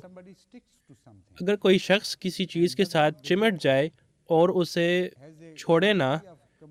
اور اس میں اس کے لیے وفا کا تعلق ہو، تو اسے عبدہ کہا جا سکتا ہے۔ یہاں پر بھی رضامندی کی ایک خصوصیت پائی جاتی ہے، کیونکہ جو شخص کسی اور چیز کے ساتھ چمٹنے کے لیے مجبور ہو اسے عبدہ نہیں کہا جا سکتا، اسے عبدہ کہا جاتا ہے جو کہ غلام ہوتا ہے۔ لیکن جو شخص اپنی خدمات رضاکارانہ طور پر ادا کرے، وہ اسے چھوڑنا نہیں چاہتا اور اس میں ایک وفا کا تعلق ہوتا ہے، اور اسے عربی زبان میں عبدہ کہا جاتا ہے۔ اور عبدہ کا ایک اور مطلب یہ بھی ہے کہ کسی کی مذمت کرنا۔ جب عرب لوگ کہتے ہیں عبدہ علی نفسہ، تو اس کا مطلب یہ ہے کہ اس نے اپنے آپ کو قصوروار ٹھہرا لیا۔ تو ان معنوں کی روشنی میں عبادت کا جو مطلب ہے اسے زیادہ گہرائی میں جا کے اور زیادہ وسعت میں جا کے اسے سمجھا جا سکتا ہے۔ جب ہم عبد کا لفظ یا عبدہ کا لفظ استعمال کرتے ہیں عبادت کے لیے، تو یہ تمام معنی اس میں شامل ہوتے ہیں۔ یعنی ایک یہ معنی کہ کسی فیصلے کو رضاکارانہ طور پر تسلیم کرنا، ایک یہ معنی کہ انتہائی اور اعلیٰ درجے کا عجز و انکسار، ایک یہ معنی کہ اس راستے کو چھوڑ دینا رضاکارانہ طور پر جسے ہم چاہتے ہوں، اور کسی اور راستے کو ترجیح دینا جو کسی اور نے بیان کیا ہو، اور وفا کی ایک خصوصیت کہ ہم تیری عبادت کرتے ہیں، اور اس لحاظ سے کہ ہم واقعتاً تیری ہی عبادت کرنا چاہتے ہیں، ہم تیری عبادت کرنے کو پسند کرتے ہیں، تو ہم تیرے سوائے کسی اور کی عبادت کرنے کا تصور ہی نہیں کر سکتے، تیری عبادت کے بغیر ہم رہ بھی نہیں سکتے، ہم تیری عبادت کو چھوڑنا نہیں چاہتے کسی بھی لحاظ سے۔ اور اس کے دوران اگر ہم سے کوئی کوتاہی ہوئی ہو، اگر ہم اپنی عبادت کرنے کی ذمہ داریوں کو مکمل طور پر ادا نہ کر سکیں تو ہم تجھے قصوروار نہیں ٹھہراتے بلکہ اپنے آپ کو قصوروار ٹھہراتے ہیں۔ ابدا یعنی کہ ہم مکمل طور پر اپنے آپ کو قصوروار ٹھہراتے ہیں اور ہم کہتے ہیں کہ ہم نے کوئی غلطی کی ہے، ہم نے کوئی کوتاہی کی ہے اور یہ ہمارا قصور ہے اور سارا قصور ہمارا ہی ہے، تمام اچھی باتیں اور تعریفیں تیرے ہی لیے ہیں۔ یہ عبیدہ کا مطلب ہے جو ایاک نعبدو میں شامل ہے۔ تو اس لحاظ سے جب ہم اس فقرے کا تعلق اس سے جوڑنے کی کوشش کرتے ہیں جو پہلے کہا جا چکا ہے، تو اس کا آپس میں جو تعلق ہے وہ 3 مختلف الفاظ کے ذریعے جوڑا جا سکتا ہے، اور ان 3 الفاظ میں 3 مختلف ذات کی طرف توجہ دلائی جائے گی جن کا ذکر کیا گیا ہے۔ ویسے تو ایک ہی ذات ہے لیکن اس کی مختلف خصوصیات ہیں۔ یہ مکمل مکالمہ خدا تعالیٰ کی طرف منسوب کیا جائے گا ان صفات کی ضمن میں جن کا ذکر کیا گیا ہے۔ تو جب ہم یہ کہتے ہیں پھر بھی جو زور ہے وہ خدا تعالیٰ کی ایک صفت سے دوسری صفت کی طرف مائل ہوگی۔ خلاصتاً سورہ فاتحہ میں خدا تعالیٰ کا اس طرح ذکر کیا گیا ہے کہ وہ کوئی ایسی ذات ہے جو کہ تمام تعریفوں کا مستحق ہے اور یہ اس کا اپنا ذاتی حق ہے۔ تمام تعریفیں اللہ ہی کے لیے ہیں، اور جو بعد میں آنے والے بیانات ہیں وہ اس بات کی وضاحت کرتے ہیں کہ کیوں تمام تعریفیں اللہ ہی کے لیے ہیں۔ لیکن جو پہلا فقرہ ہے وہ کافی ہے اور ہر لحاظ سے زوردار ہے، اس میں کوئی شک نہیں ہے کہ الحمدللہ تمام تعریفیں اللہ ہی کے لیے ہیں۔ تو جب ہم عبادت کے بارے میں بات کرتے ہیں تو عبادت میں ایک مطیع ہونے کی خاصیت ہے، اور ایک یہ خاصیت بھی ہے کہ ہم سوال نہیں اٹھاتے عبادت کے بارے میں، اور یہ ہمیں بتاتی ہے کہ ہماری عبادت صرف خدا تعالیٰ ہی کی طرف ہونی چاہیے نہ کہ کسی اور ذات کی طرف۔ تو اس لحاظ سے جب ہم کہتے ہیں ایاک نعبدو تو اس کا مطلب یہ ہوگا عبادت کے محدود معنوں کے اندر رہتے ہوئے کہ ہم میں سے وہ لوگ جنہوں نے تجھے سمجھا ہے، جنہیں تو نے اپنا تعارف پیش کیا ہے، ہم نے اب تیری تجلیات دیکھنی شروع کر دی ہیں۔ پہلے ہم ایک ایسے گروہ سے تعلق رکھتے تھے جن میں گویا کہ ایک جبر سا تھا کہ وہ تیرے مطیع ہوتے، لیکن اب تجھے دیکھنے کے بعد، تیری خوبصورتی اور تیری تجلیات کو دیکھنے کے بعد، تیرا تعارف حاصل کرنے کے بعد اب ایسا نہیں ہے۔ ہم اس گروہ میں سے نکلتے ہیں، یعنی عبودیت کا جو گروہ ہے، اور عبادت کے گروہ میں شامل ہوتے ہیں، اور اب ہم اپنی رضامندی سے، اپنی چاہت سے ہم نے اس راستے کو چنا ہے کہ ہم تیرا عبد بنیں، اور اے اللہ جو ربوبیت کی صفت کا قابض ہے اور جو رحمانیت کی صفت کا قابض ہے اور رحیمیت اور مالکیت، ہم تیرے آگے اپنے سر جھکاتے ہیں اور ہم وعدہ کرتے ہیں کہ ہم تجھے چھوڑ کے نہیں جائیں گے، ہم تجھے کبھی نہیں چھوڑیں گے۔ ہم اس عبادت کے ساتھ آخر تک چمٹے رہیں گے، اور اگر ہماری طرف سے کوئی غلطی ہو، اگر ہم اپنی ذمہ داریوں کو یا عبادت کے اس وعدے کو پورا کرنے میں قاصر رہ جائیں، تو ہم ابھی تجھے بتاتے ہیں کہ جہاں تک ہمارا تعلق ہے ہم اس کے قصوروار ہوں گے، تو اس کا قصوروار نہیں ہوگا۔ اور چونکہ اس شخص پر جو عبادت کرنا چاہتا ہے الزام کی ایک خاصیت ہے یا قصور کا ایک خاصیت ہے، اس لیے وہ عبادت کی ذمہ داری کو اس کی مدد کے بغیر نہیں ادا کر سکتا۔ اگر آپ خود یہ کام کر نہیں سکتے اور اگر آپ غلطی کرنے کے ذمہ دار ہیں تو پھر آپ کو مدد کی ضرورت ہے۔ تو ایاک نستعین کا بعد میں آنا بہت ضروری ہے۔ آپ ایک کامل عبد نہیں بن سکتے جب تک کہ آپ کو کامل مدد خدا تعالیٰ کی طرف سے نہ ملے، کیونکہ آپ غلطیاں کرنے کے ذمہ دار ہیں، اور عبدیت جو ہے اس میں کچھ نہ ہونے کی خاصیت بھی پائی جاتی ہے۔ تو آپ اگر اسے کسی بھی لحاظ سے دیکھ لیں، آپ اس نتیجے پر پہنچیں گے کہ کسی اور ذات کی طرف سے مدد بہت ہی ضروری اور اہم ہے، کیونکہ جب آپ عبد کے معنی کی طرف دیکھتے ہیں جو کہ عبادت کے لفظ میں شامل ہیں، عبادت کا معنی اب اتنا وسیع ہے کہ اس میں عبد کے ابتدائی معنی بھی پائے جاتے ہیں اور آخری معنی بھی پائے جاتے ہیں۔ یہ ان تمام معنوں کا احاطہ کرتی ہے، کیونکہ عبدیت کی ایک شدت شکل جو ہے وہ عبادت میں پائی جانی چاہیے، وہ کسی اور چیز میں پائی نہیں جا سکتی جب تک کہ اس میں وہ تمام خواص پائی جائیں جو عبد اور عبودیت اور عبادت کے لفظ میں پائے جاتے ہیں۔ تو اس لحاظ سے جب آپ پیچھے دیکھتے ہیں اور اس لفظ کے اوپر غور کرتے ہیں تو آپ کو معلوم ہوگا کہ عبد ایک غلام ہے جس کی کوئی ملکیت نہیں ہے، جو اتنا ناقابل ہے اور اتنا ادنا ہے کہ وہ کسی بھی مادی اشیاء کا مالک نہیں، اور نہ ہی انسانی زندگی میں کسی بھی شے کا مالک ہے۔ جو کچھ اس کے پاس ہے، جو بظاہر اس کا اپنا معلوم ہوتا ہے، وہ دراصل اس کے مالک کا ہے۔ یہ غلام کا ایک تصور ہے۔ تو اگر کوئی ایسا غلام ہے جس کی اپنی کوئی ملکیت نہیں ہے، اگر اسے کھانا کھلایا جاتا ہے تو اسے اس لیے نہیں کھلایا جاتا کیونکہ اس نے وہ کھانا حاصل کیا ہوگا، وہ اس لیے کھلایا جاتا ہے کیونکہ وہ اس کے بغیر زندہ نہیں رہ سکتا،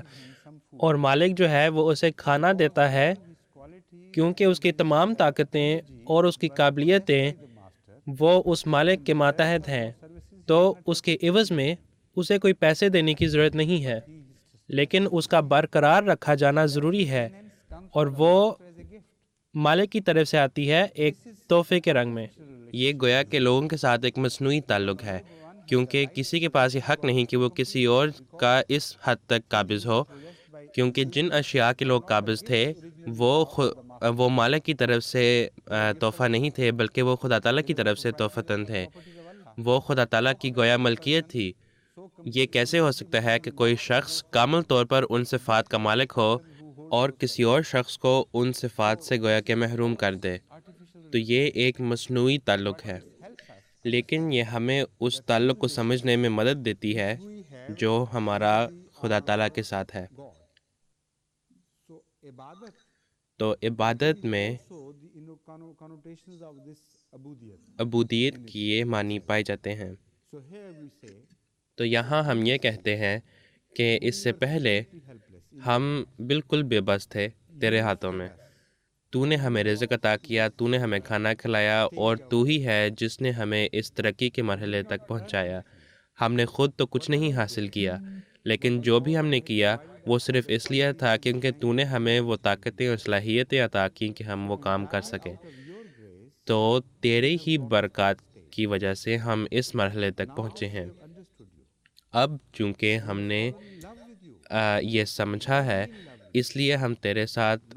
پیار کرتے ہیں اور بہت زیادہ پیار کرتے ہیں، اور ہم چاہتے ہیں کہ تو ہمیں مزید ترقیات عطا کرے جو ان لوگوں کو ملتی ہیں جو رضاکارانہ طور پر تیری عبادت کرتے ہیں۔ ہم کامل طور پر تیرے عبد ہیں اس لحاظ سے کہ اس دنیا میں ہم کسی بھی چیز کے قابض نہیں ہیں، ہم از خود کچھ حاصل نہیں کر سکتے اگرچہ تو ہماری مدد نہ کر، تو ہمیں وہ چیزیں عنایت نہ کر، تو اس لیے ہم تیری مدد طلب کرتے ہیں۔ ایاک نستعین۔ اور چونکہ ہم نے کسی بھی اور قسم کے خداؤں کا انکار، ان کے وجود کا انکار کیا ہے، اس لیے ہم کہیں اور جا کر تو مدد طلب نہیں کر سکتے، کسی اور ذات سے تو مدد طلب نہیں کر سکتے۔ ہمارے پاس اور کوئی چارہ ہی نہیں ہے کہ ہم تجھ سے ہی آ کے مدد طلب کریں۔ پچھلے سال میں نے اس کو بڑی وضاحت سے اس کو بیان کیا تھا، تو اس لیے میں دوبارہ اس کو دہرانا نہیں چاہتا، لیکن میں آپ کو اس بات کی یاد دلانا چاہتا ہوں کہ یہ جو ابدیت یا عبودیت ہے، یہ چھوٹی چیزوں کا بھی احاطہ کرتی ہے، بڑی چیزوں کا بھی احاطہ کرتی ہے، یعنی کہ جو ادنا چیزیں ہیں اور جو اہم چیزیں ہیں۔ اس لیے میں حضرت مسیح موعود علیہ الصلوۃ والسلام کا ایک واقعہ بیان کرتا ہوں۔ انہوں نے ہمیں بتایا کہ وہ کس طریقے سے خدا تعالیٰ کی مدد طلب کرتے ہیں۔ انہوں نے فرمایا کہ ہم ادنا سے ادنا اشیاء کے لیے بھی خدا تعالیٰ کی مدد طلب کرتے ہیں۔ مثلا اگر ہمیں تسمے کی بھی ضرورت ہو تو ہم اس کے لیے بھی ہم خدا تعالیٰ کی مدد طلب کرتے ہیں۔ کیا ہے تسمہ؟ بڑی ادنا سی چیز ہے، لیکن یہ بات یاد رکھنی ضروری ہے کیونکہ یہ کوئی ایسا اظہار تو نہیں ہے جو کہ سطحی معنی رکھتا ہو۔ بس یہی نہیں ہے کہ ہم خدا تعالیٰ کی مدد مانگتے ہیں ایک تسمے کے لیے۔ فکرہ صرف وہاں ختم نہیں ہوتا، اس میں ایک بہت گہرا فلسفہ ہے۔ یہ ایک ایسا فلسفہ ہے جو ہمیں انتہائی درجے کا عجز و انکساری سکھاتی ہے۔ تسمہ کیا ہے؟ عموماً کوئی غریب سے غریب تر انسان کے پاس تسمہ ہو سکتا ہے، تو یہ ایک ایسی چیز ہے جو کہ بڑی عام چیز ہے، ایسی عام چیز ہے کہ کسی کی مدد کی ضرورت نہیں ہے کہ تاکہ تم اس چیز کو حاصل کر لو۔ لیکن اگر آپ اس لحاظ سے سوچیں کہ یہ ایک ایسی چیز ہے کہ ہم خود اسے حاصل کر سکتے ہیں اپنی ہی طاقت سے، پھر آپ گویا کہ سمجھتے ہیں کہ میرے اندر کوئی خدائی صفت ہے، اور پھر آپ متکبر بننا شروع ہو جاتے ہیں اپنے خدا کے سامنے۔ پھر دو خیالات پیدا ہو جاتے ہیں۔ ایک یہ کہ بعض ایسی چیزیں ہیں جنہیں ہم خود اپنی طاقت کے ذریعے انہیں حاصل کر سکتے ہیں، لیکن بعض ایسی چیزیں ہیں جو مشکل ہیں جنہیں ہم کسی اور کی مدد کے بغیر حاصل نہیں کر سکتے۔ تو ہم تیری مدد ان مشکل اشیاء کو پانے کے لیے طلب کرتے ہیں، لیکن جو باقی چیزیں ہیں، یعنی جو باقی عام چیزیں ہیں، اس کے لیے تیری مدد کی ضرورت نہیں ہے، وہ ہم خود اسے حاصل کر سکتے ہیں۔ یہ ایک شیطانی خیال ہے جس کی طرف حضرت مسیح موعود علیہ الصلوۃ والسلام نے ہماری توجہ دلائی، اور انہوں نے فرمایا کہ جب ہم خدا تعالیٰ کی مدد طلب کرتے ہیں کسی تسمہ جیسے ادنا چیز کے لیے بھی، تو اس میں ایک انتہائی درجے کا عجز اور انکساری کا سبق ہوتا ہے۔ ہم کو ہمیشہ یہ بات یاد رکھنی چاہیے ہماری پوری زندگی میں کہ کوئی چھوٹی سی بھی چیز ایسی نہیں ہے جس کے آپ خدا تعالیٰ کی مدد کے بغیر قابض ہیں۔ اگر خدا تعالیٰ چاہے کہ وہ چیز آپ سے وہ لے لے، وہ جو چھوٹی چیز جسے آپ ادنا سمجھتے ہیں، پھر آپ کو اصل حقیقت کا پتہ چلے گا اور آپ کچھ بھی نہیں کر سکیں گے۔ اس لیے قرآن کریم اس کا ذکر کرتا ہے، خدا تعالیٰ فرماتا ہے کہ اگر کوئی مکھی بھی آپ سے کچھ لے لے تو آپ اپنی جتنی بھی طاقت استعمال کریں، آپ اس مکھی سے وہ چیز واپس لینے کے اس قابل نہیں ہوں گے، آپ اسے اسی شکل میں ڈھالنے کے اس قابل نہیں ہوں گے، کوئی نہ کوئی تبدیلی ضرور ہوگی۔ آپ اگر اس سے کچھ لے بھی لیں اور اپنے ایڈوانسڈ سائنٹیفک اپیریٹس کے ذریعے اس سے کچھ بنانے کی کوشش کریں، تب بھی وہ وہی چیز نہیں بنے گی۔ تو اگر خدا تعالیٰ آپ سے کچھ لینے کا فیصلہ کرے تو آپ اس سے وہ چیز واپس کیسے چھین سکتے ہیں؟ ایک ادنا سی چیز، یہ مکھی جو ہے، اگر وہ آپ سے کچھ لے لے تو آپ اس سے وہ چیز واپس نہیں لے سکتے۔ تو آپ اس بات کا تصور کیسے کر سکتے ہیں کہ خدا تعالیٰ کسی چیز کا فیصلہ کرے اور آپ کا اس میں کوئی عمل دخل ہو؟ تو عبد کا جو لفظ ہے وہ انتہائی درجے کا عجز و انکساری سکھاتا ہے۔ تو یہاں آپ ایک ایسے خدا سے مخاطب ہیں کہ اے ہمارے خدا، اے اللہ جو تمام اشیاء کا خالق ہے، جو تمام اشیاء کا مالک ہے، جو تمام اشیاء کو قائم رکھنے والا ہے، جو تمام مادی دنیا کا مالک ہے اور تمام مذہبی دنیا کا مالک ہے،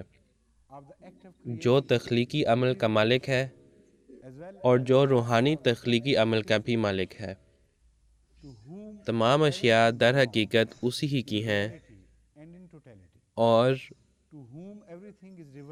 تمام اشیاء اسی کی طرف لوٹ کر جانے والی ہیں۔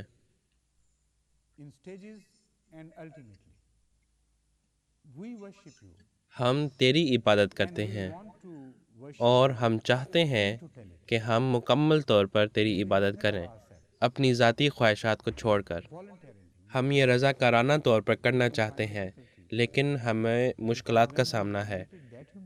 جب آپ اس طرح عاجز آ جائیں تو گویا کہ آپ کے اندر طاقت نہیں ہے، آپ کے اندر چاہت ہے لیکن وہ طاقت نہیں ہے۔ آپ کسی خوبصورتی کو اگر دیکھیں، آپ چاہتے ہیں کہ اس کی طرف آپ مزید بڑھیں لیکن آپ بڑھ نہیں سکتے، گویا کہ آپ اس قابل ہی نہیں ہیں۔ تو وہ تمام وعدے جو آپ کر رہے ہیں وہ آپ کے اپنے وعدے نہیں ہیں اگر خدا تعالیٰ آپ کو ان وعدوں کو پورا کرنے کی توفیق نہ دے۔ تو وہ جو عاجزی ہے وہ آپ کو خدا تعالیٰ کی مدد طلب کرنے پر مجبور کرتی ہے۔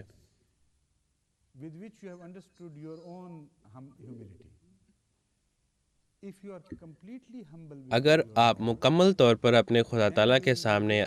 عاجزی اختیار کریں تو پھر خدا تعالیٰ آپ کی مدد کرتا ہے۔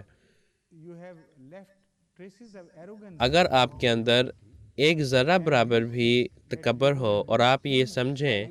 کہ آپ خود کچھ کام کر سکتے ہیں اور بعض ایسے کام ہیں جو آپ خود نہیں کر سکتے اور اس لیے آپ کو کسی اور ذات کی مدد کی ضرورت ہے اور اس کے لیے آپ خدا تعالیٰ کی طرف متوجہ ہوتے ہیں، تو خدا تعالیٰ کی مدد اس حد تک محدود ہوگی جس محدود کے اندر رہتے ہوئے آپ اس کی طرف متوجہ ہوتے ہیں یا اس سے مدد طلب کرتے ہیں۔ تو یہ ایک بڑی ضروری بات ہے کہ آپ اپنے مقام کو خدا تعالیٰ کے بالمقابل سمجھیں۔ یہ تو عبادت کے بارے میں ہے، لیکن صرف عبادت کے بارے میں ہی نہیں، میں شاید اس کی مزید وضاحت بعد میں بیان کروں اگر میں نے یہ فیصلہ کیا کہ میں سورہ فاتحہ کی مزید تفسیر اگلے درسوں میں بیان کروں گا۔ لیکن اب میں خدا تعالیٰ کی ایک اور صفت کی طرف آنا چاہتا ہوں اور عبودیت کے ایک اور معنی پر روشنی ڈالنا چاہتا ہوں۔ جب آپ خدا تعالیٰ کی بات کریں اللہ کے طور پر تو اس میں تمام صفات شامل ہیں۔ جب آپ خدا تعالیٰ کی بات کریں رب کے طور پر تو اس میں رحمانیت اور رحیمیت کی صفات پائی جاتی ہیں، مادی دنیا کے خالق کے لحاظ سے اور مذہبی دنیا کے خالق کے لحاظ سے بھی، اور یہ ایک ایسی بات ہے جو میں کئی دفعہ بیان کر چکا ہوں۔ تو جب ہم ربوبیت کی بات کرتے ہیں، جب ہم اسے مذہبی اصطلاح میں استعمال کرتے ہیں تو ہم عبادت کی گویا بات کر رہے ہیں، یعنی رحمان کی عبادت اور رحیم کی عبادت۔ آپ اپنے رحمان خدا کی عبادت کر رہے ہیں، اس کا مطلب یہ ہے کہ آپ چاہتے ہیں، یہ چلیں اس کی میں بات بعد میں کروں گا جب میں عبادت کی مزید وضاحت کروں گا، لیکن اب میں ربوبیت کی بات کرنا چاہتا ہوں۔ رب القرآن کے لحاظ سے نہیں، یا وہ رحمان جس نے قرآن کو بنایا، یا وہ رحیم جس نے شریعت کو بنایا، اس کے لحاظ سے نہیں۔ اب میں رب کی بات کر رہا ہوں اس لحاظ سے کہ جس نے تمام کائنات کو پیدا کیا اور ان تمام اشیاء کو جو ہم اس کائنات میں دیکھتے ہیں۔ اس لحاظ سے جو عبد کا لفظ ہے وہ اپنے معنوں میں بہت وسیع ہے، اور یہاں عبد کے دو تراجم کیے جا سکتے ہیں کہ وہ تمام اشیاء جو قدرت کے قوانین کے مطابق چلتی ہیں اور مکمل طور پر ان کے تابع ہیں بغیر کسی خواہش کے، وہ ایک رب کو جانتی ہیں، کیونکہ رب ہی ہے جو قدرت کے قوانین کو چلا رہا ہے اور جو اپنی تجلیات کو ظاہر کر رہا ہے، اور رب کے اس لحاظ سے اسے اس کی عنایات بھی مل رہی ہیں۔ لیکن جب وہ ایک باشعور انسان بنے تو پھر اگرچہ یہ لازمی عبودیت ہے، لیکن اس میں ایک شعور کا تصور پایا جاتا ہے۔ تو جو غیر جاندار اشیاء کی عبودیت ہے اس کا جاندار اشیاء کی عبودیت سے فرق ہے۔ تو جب ہم ایاک نعبد کہتے ہیں، چونکہ ہم ایک اعلیٰ مخلوق ہیں، اعلیٰ سے مراد کہ ان تمام مخلوقات سے اعلیٰ ہیں جن میں سب سے زیادہ شعور پایا جاتا ہے، اور ایسا شعور جو بہت واضح ہے، تو ہم اس قابل ہیں کہ ہم تمام کائنات کی نمائندگی اپنے رب خدا کے سامنے کریں، اور ہم اس کے سامنے اس بات کا کئی الفاظ میں اقرار بھی کرتے ہیں کہ اگر تو ہمارا رب نہ ہوتا، اگر تو غیر جاندار اشیاء کا رب نہ ہوتا یا جاندار اشیاء کا رب نہ ہوتا، اگر تو نباتات اور جانوروں کا رب نہ ہوتا، تو ہم اس مرحلے تک نہ پہنچ پاتے۔ اس لیے ہم تجھے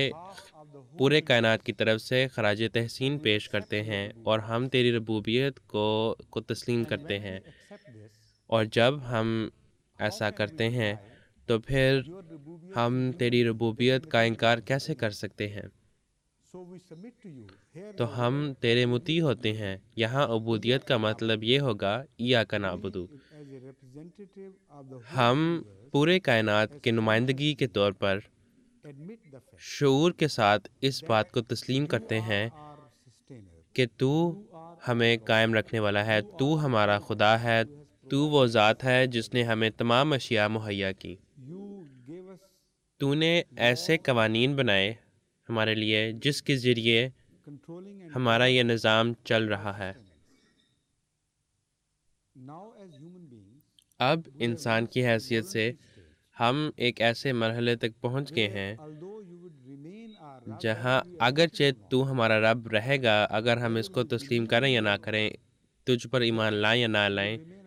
لیکن بہرحال تو ہمارا رب ہے، اور ہم اس گروہ میں سے نکلنا چاہتے ہیں، انسانوں کے اس گروہ میں سے نکلنا چاہتے ہیں جو یہ سمجھتے ہیں کہ انہیں رزق مل رہا ہے، لیکن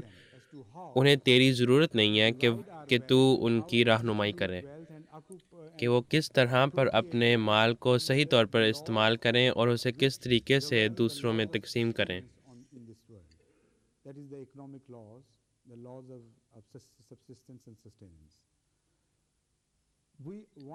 ہم اس گروہ میں سے نکلنا چاہتے ہیں اور باشعور لوگوں کے گروہ میں شامل ہونا چاہتے ہیں۔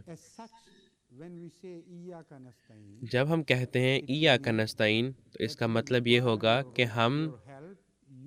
کو تیری مدد کی ضرورت ہے۔ تو نے ہمیں ایک مکمل ضابطۂ حیات عطا کیا ہے جس پر ہم عمل کریں گے، اور ہم ہر لحاظ سے اس کے اوپر توکل کریں گے۔ ہم کسی اور فرشتے کی طرف نظر اٹھا کر نہیں دیکھیں گے، یا کسی مغربی ماہر اقتصادیات کی طرف نظر اٹھا کر نہیں دیکھیں گے کہ وہ ہمیں کوئی رزق عطا کرے، کیونکہ ہم تجھے جانتے ہیں اور اپنے تجربے سے تجھے ہم نے دیکھا ہے، اور باشعور طور پر ہم یہ کہہ سکتے ہیں کہ تو ہی ہے جو اصل رازق ہے، جو اصل رزق دینے والا ہے۔ تو تمام اشیاء کا خالق ہے۔ تو صرف قابض ہی نہیں ہے بلکہ تو نے ہر ایک چیز کا خیال رکھا ہے، جس کا نتیجہ یہ ہے کہ تو نے ہر ایک چیز کو رہنمائی کی ہے اور ایک توازن قائم فرمایا ہے۔ تو اب نہ ہمیں تو چھوڑ دے، ہم تجھے نہیں چھوڑنا چاہتے۔ اور یہاں پھر سے وفا کا ایک تعلق ہے۔ ایک رازق کے طور پر ہم تجھے ہرگز نہیں چھوڑنا چاہتے۔ ہم نے دیکھا ہے کہ تو کیسے کامل طور پر اس نظام کو برقرار رکھ رہا ہے۔ تو تو اس لحاظ سے ہمارا رازق بن اور ہمیں اقتصادیات کے قوانین کو سمجھنے کی توفیق عطا کر جس طریقے سے تو چاہتا ہے، اور ہمیں شریعت عطا کر جو اس کے متعلق وضاحت بھی کرے، اور ہماری مدد کر کہ ہم ان قوانین کی پیروی کر سکیں، ان پر بھرپور عمل کر سکیں۔ تو ہم تیرے ہاتھ سے رزق چاہتے ہیں، نہ کہ کسی سوڈو رب کی طرف سے۔ یہ دونوں نظام جو ہیں، انہوں نے رب العالمین کی جگہ لی ہے اس دنیا میں، یہ دعویٰ کرتے ہوئے کہ جب تک کہ ہم ان کے قوانین کی پیروی نہ کریں، رزق کی ایسی تقسیم جو مناسب ہو، موزوں ہو اور جو برابر ہو، اس میں کوئی فرق نہیں آ سکتا، کوئی اس کے اوپر تاثر نہیں پڑ سکتا۔ تو ضروری ہے کہ ہم مارکس کو رب مانیں یا لینن کو رب مانیں یا دارالحکومت کے کسی بھی اور مغربی ماہر اقتصادیات کو اپنا رب مانیں، تاکہ رزق برابر کے طور پر تقسیم کیا جائے اور ایک باقاعدہ نظام ہو اور خوشیاں حاصل ہوں۔ یہ دراصل وہ دعویٰ ہے جو لوگ کرتے ہیں۔ ایاک نعبدو جب رب کے ضمن میں آتا ہے تو یہ ان تمام ممکنہ دعووں کو رد کرتی ہے اور آپ کو اس بات کا شعور دلاتی ہے کہ اب آپ ایک اور وعدہ کرنے جا رہے ہیں کہ آپ صرف عبادت کرنے کی غرض سے ہماری طرف متوجہ نہیں ہوں گے، بلکہ رزق کے لیے اور ربوبیت کے لیے ہماری طرف متوجہ ہوں گے۔ آپ مکمل توکل ہمارے قوانین میں کریں گے اور انسانی قوانین میں نہیں کریں گے، اور اگر آپ ایسا کریں گے تو ہم آپ سے وعدہ کرتے ہیں کہ جیسے ہم نے آپ کو مختلف مراحل سے گزارتے ہوئے ترقیات عطا کی ہیں، اسی طرح ہم مزید ترقیات عطا کرتے چلے جائیں گے، اور اس میں آپ کو بہت سی خوشیاں نصیب ہوں گی جب آپ ہمارے قوانین کی پاسداری کریں گے۔ کوئی بھوک کا مسئلہ نہیں ہوگا، قدرت کے طاقتوں کے ماتحت رہنا نہیں پڑے گا، کسی بھی حفاظت یا پناہ کے بغیر بنیادی ضروریات ہمارے ذمہ ہوں گی، اور لامتناہی ترقیات حاصل کرنا آپ کے ذمہ ہوگا۔ آپ کے لیے مختلف ذرائع مہیا کیے جائیں گے جن کے ذریعے آپ اس رزق کا بھرپور فائدہ اٹھا سکیں گے جو ہم نے عطا کیا ہوگا۔ اور اگر آپ ایسا نہیں کریں گے اور آپ اپنے انسانی قوانین کے مطابق چلیں گے، پھر آپ کبھی بھی خوش نہیں ہوں گے۔ اس کے نتیجے میں جنگیں ہوں گی، لیکن یہ سورہ فاتحہ کے دوسرے حصے میں آئے گا۔ تیسری بات یہ ہے، اور جو سب سے اہم بات ہے جو ہم سے تعلق رکھتی ہے، وہ قوانین کا بنانا ہے، یعنی کہ ریاست یا حکومت کا ایک تصور۔ اور انسان یا لوگ جو ہیں وہ بنیادی طور پر ان تین چیزوں میں دلچسپی رکھتے ہیں: الوہیت، ربوبیت اور مالکیت۔ یعنی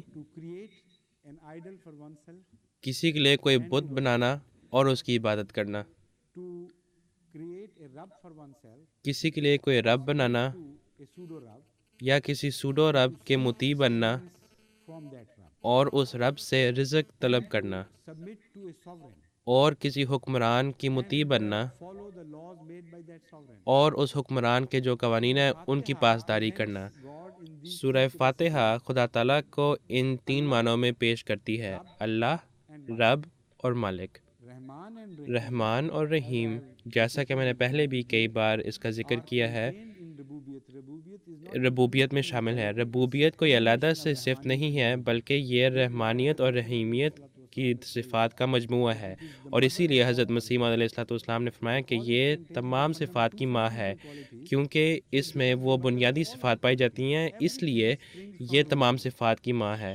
ہر چیز ربوبیت سے نکلتی ہے، لیکن یہاں ہم مادی دنیا کے رزق کے ضمن میں ربوبیت کا ذکر کر رہے ہیں۔ تو یہ وہ 3 چیزیں ہیں جن کی وجہ سے انسانی سرگرمیاں ہوتی ہیں۔ آپ انسانی دلچسپی کا ایک بھی دائرہ تصور میں نہیں لا سکتے جو ان 3 حصوں کا حصہ نہیں بنتی۔ یا تو انسان خود اپنے لیے کوئی قانون بنائے گا، اس کے بغیر وہ رہ نہیں سکتا، اور ضروری ہے کہ وہ اپنے لیے کوئی قانون بنائے، اور ضروری ہے کہ وہ اپنے لیے کوئی رب بنائے یا اپنائے۔ حضور کو بتایا جا رہا ہے کہ 3 منٹ رہ گئے ہیں روزے کے کھلنے میں۔ حضور فرماتے ہیں یا اس کے لیے ضروری ہے کہ وہ کسی حکمران کا مطیع ہو۔ تو عبودیت کے لفظ کے 3 معنی ہیں۔ ایک لحاظ سے عبودیت کے لفظ میں عبد کے معنی پائے جاتے ہیں، اور جب آپ اسے عبادت میں تبدیل کرتے ہیں تو آپ براہ راست اللہ سے مخاطب ہیں۔ جب آپ اسے عبدیت میں تبدیل کریں، اس لحاظ سے کہ آپ کسی بھی چیز کے قابض نہیں ہیں اور آپ اپنے مالک کے محتاج ہیں رزق کے لیے، پھر آپ اپنے رب کو مخاطب کر رہے ہیں، ایاک نعبد۔ اور جب آپ حکمرانی کی بات کر رہے ہیں، کیونکہ کوئی غلام جو ہے اس کے اپنے تو کوئی حقوق نہیں ہوتے، وہ اپنے مالک کے کہنے پر سارے کام کرتا ہے، تو پھر آپ مالک کی طرف متوجہ ہوتے ہیں، مالک یوم الدین۔ السلام علیکم ورحمۃ اللہ۔